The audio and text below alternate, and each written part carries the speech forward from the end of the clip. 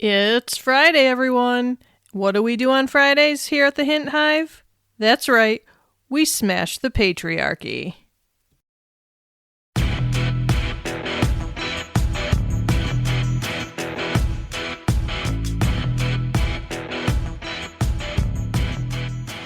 Hey, everyone. Welcome back to the Hint Hive, amplifying women's voices. I'm your host, Kelly Hint, queen bee of this hive, feminist life coach, psychotherapist, and your favorite truth teller when it comes to navigating this messy, beautiful, powerful thing that we call womanhood. Today, we're diving into a topic that hits deep for so many of us. The hidden cost of being likable. Why women are taught to people please. Phew. Yeah, this one's gonna sting a little, but in that good, healing way. So grab your coffee, your tea, or hell, your wine, no judgment here, and let's talk.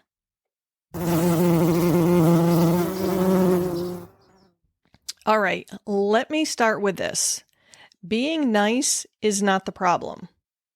Being trained, praised, and expected to constantly be agreeable, small, self-sacrificing, and relentlessly available just to be liked? That's not just a problem, that's a full-blown crisis of identity.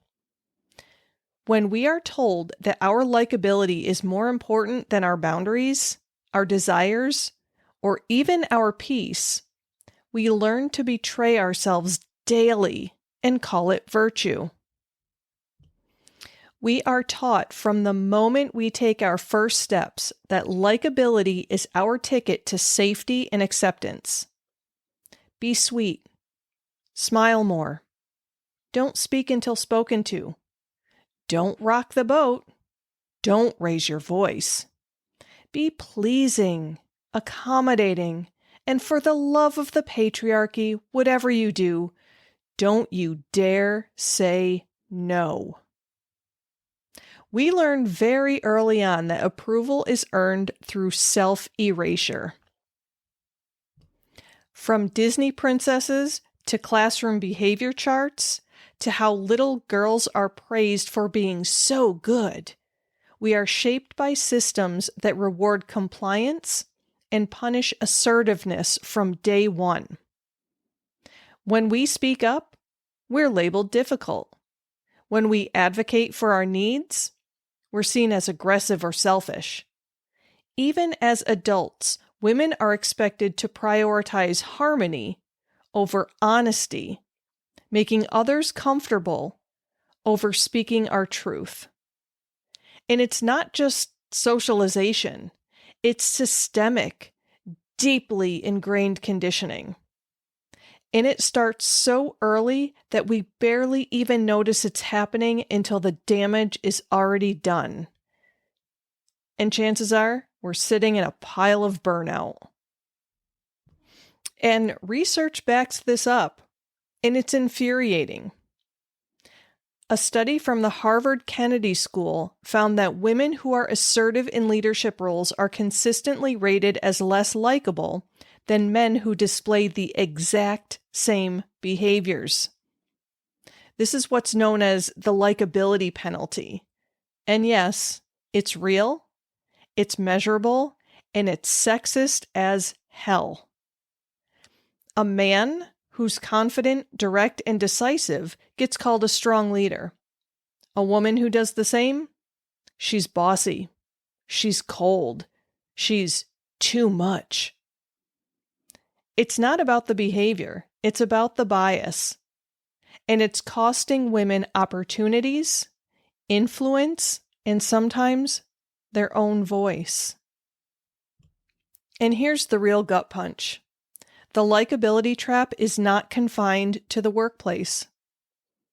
It seeps into every single corner of our lives. Our romantic relationships, our parenting, our friendships, even the way we interact in public spaces. It teaches us that our worth is directly tied to how well we care for, accommodate, and please others, not how well we care for ourselves. we end up saying yes when we mean no, smiling through discomfort, and prioritizing others' comfort over our own truth. It forces us to mold and contort ourselves just to fit into spaces that were never designed with us in mind. And in the process, bit by bit, we begin to vanish. Not dramatically, but quietly, invisibly, until one day we look up and we wonder where the hell we went. So let's get into what this people-pleasing really costs us. The first one, burnout. Yep, you can't pour from an empty cup. And yet, so many of us are out here trying to serve 5-course meals with an empty pantry.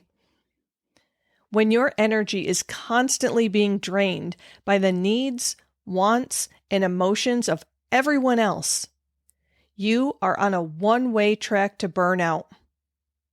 We're talking chronic stress, anxiety, emotional exhaustion, and a level of resentment that simmers under the surface like a slow boil. And the kicker? Most of us don't even realize how depleted we are until our bodies start breaking down. Or we snap at someone over something minor and think, whoa, where did that come from? It came from burnout, honey. And it's not your fault. It's the cost of constantly putting yourself last. And then the next thing that people-pleasing costs us is our loss of identity. When you're constantly shape-shifting to make others comfortable, who the hell are you anymore? People-pleasing is the fastest way to erase your own wants, needs, and desires. Not intentionally, but gradually, quietly, until you can't even hear your inner voice over the noise of other people's expectations. You become a collage of everyone else's priorities, glued together by fear and approval seeking. And that's not a life. That's a performance, my friends. You start to forget what lights you up, what drives you, what brings you joy.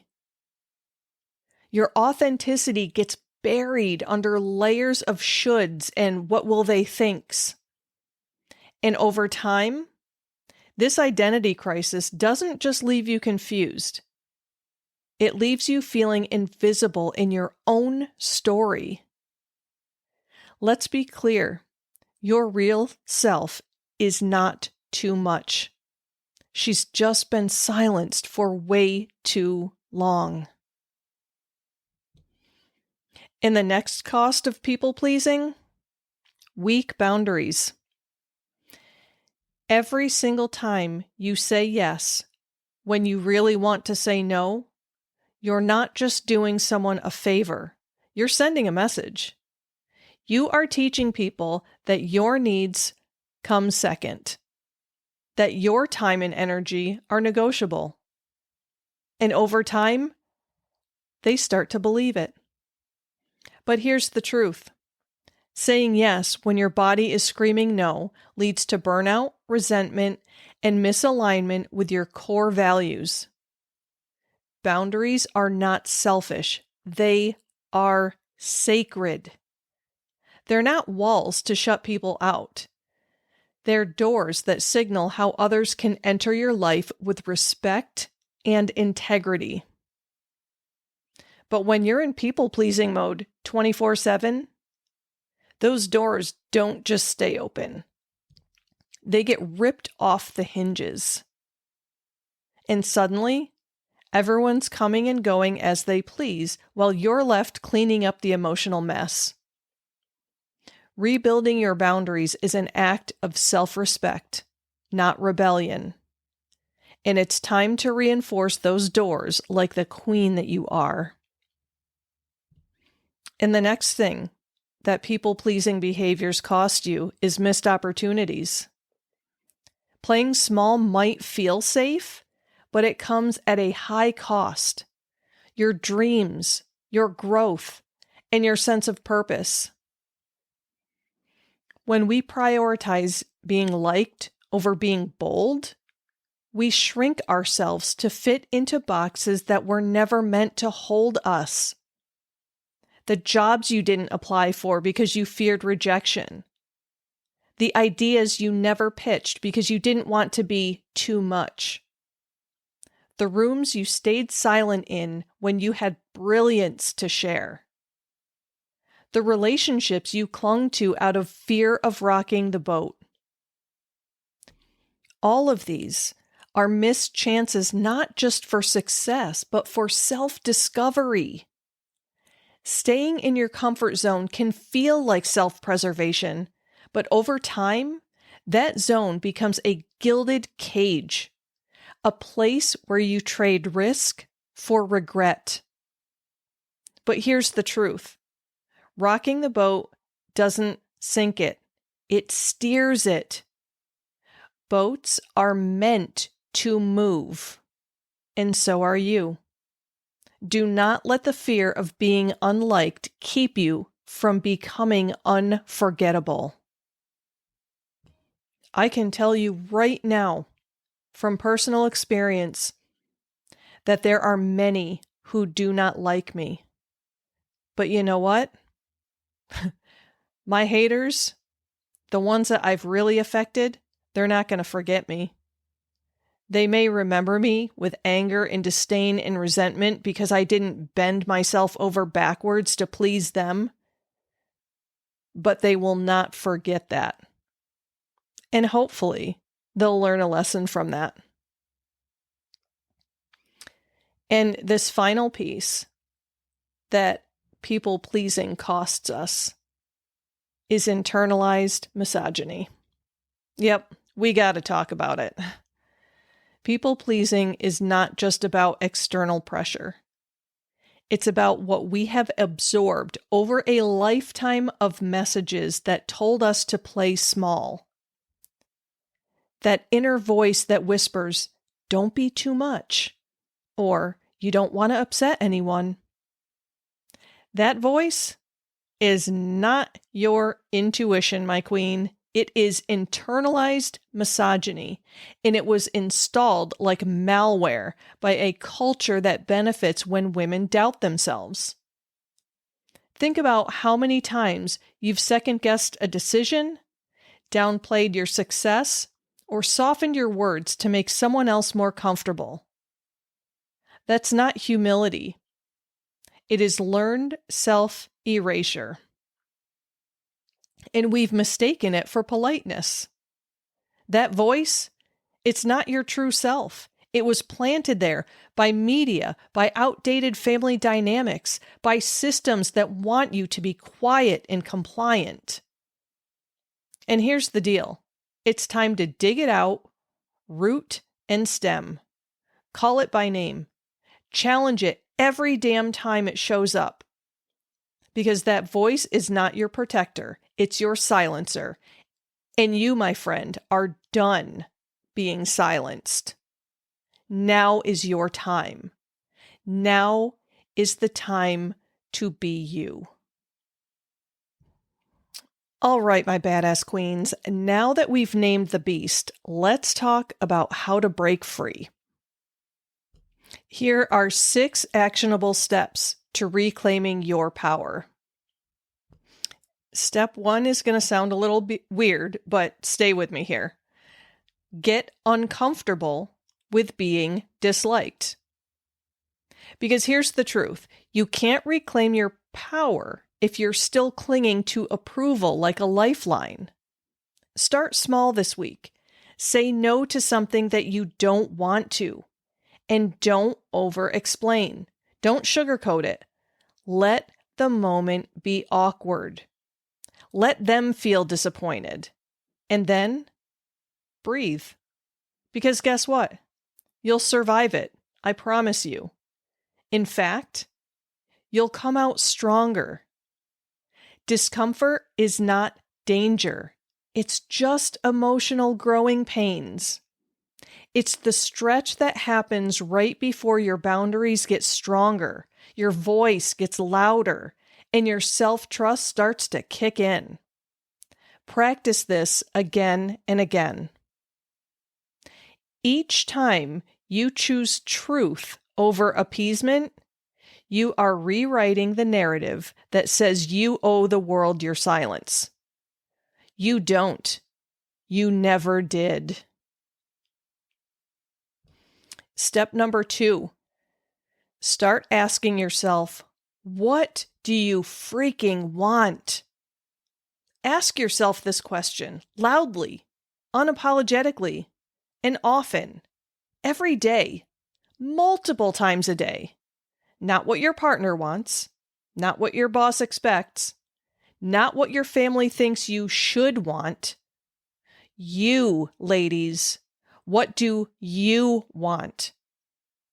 That craving for a slow morning, that urge to speak your mind, that curiosity pulling you towards something new. It all counts. Reconnect with your desires, even the tiny ones, because they are the breadcrumbs that bring you back to your true self. Start with low-stakes choices, like what to eat, what to wear, whether or not to answer that text. Build that decision-making muscle like you would any other by using it. And when the bigger questions come, you'll be grounded in knowing that your wants are worthy, valid, and no longer up for negotiation. Step number 3, challenge the internalized narrative. When you feel that people-pleasing impulse rise, just pause. Ask yourself, am I doing this out of love or out of fear? If it's fear, that's a cue to pause and reassess. Journal it, name it, refuse to let fear make decisions dressed up in politeness. Remember, it is okay to say no. Which brings us to step 4. Practice saying no without apology. No is a full sentence. It does not need a follow-up. It doesn't need to be softened with an excuse or wrapped in a bow. It is complete, powerful, and enough all on its own. When you say no, you are drawing a line in the sand that says, I matter too. And guess what? That is not rude.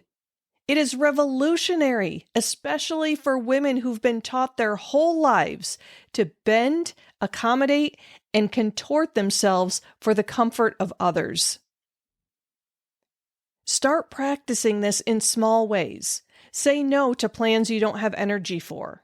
Say no to emotional labor that isn't yours to carry. Say no to being the default yes person in your life. And when the guilt creeps in, as it probably will, just breathe through it. Remind yourself that guilt is just a sign that you are breaking a toxic pattern, not that you're doing something wrong. Then sit with whatever reaction comes. People might be surprised. They might be disappointed. That's okay. Their discomfort is not your emergency. It's just their adjustment to your new boundaries. Let them have their feelings while you stay grounded in your own truth. This is how you reclaim your time, your energy, and your freaking life. Step 5. Surround yourself with women who don't play small. Because ladies, community matters. Find other women who are unlearning this with you, who challenge you to rise and stop shrinking. We heal in community. We rise when we see ourselves reflected in others who are doing the work too. And finally, step 6, refine likability on your damn terms. You don't have to abandon kindness. But ladies, let's shift the goal from being liked to being authentic. Be someone that you would respect. Be someone you like first. All right, ladies, you know what time it is. Time for our quote of the week. And this one is from an unknown author.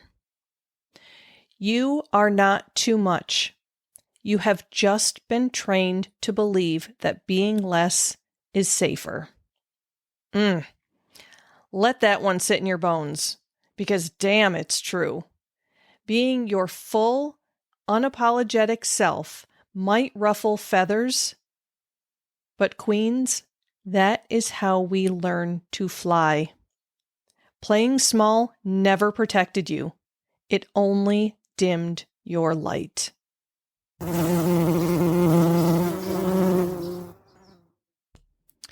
All right, ladies, if you're out there trying to be liked by everyone, remember, you are not for everyone, and that is your superpower.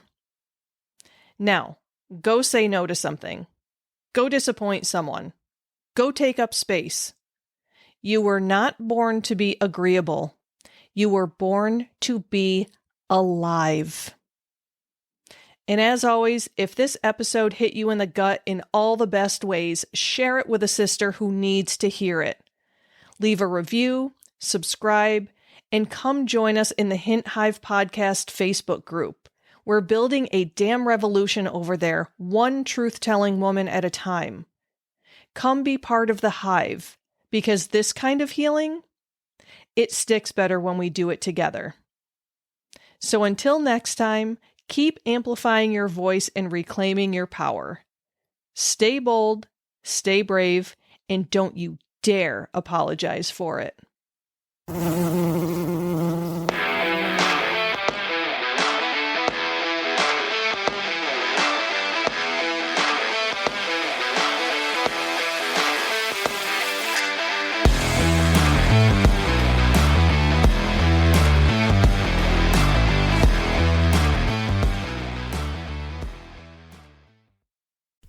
This podcast is powered by Kelly Hint Empowerment Coaching, as well as Kelly M. Hint LMHC and The Cranky Counselor.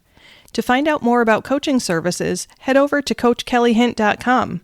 If you'd like to know more about the psychotherapy services I offer to individuals within the state of New York, you can check out KellyMHint.com. And if you'd like to learn more about aromatherapy, you can check out TheCrankyCounselor.com.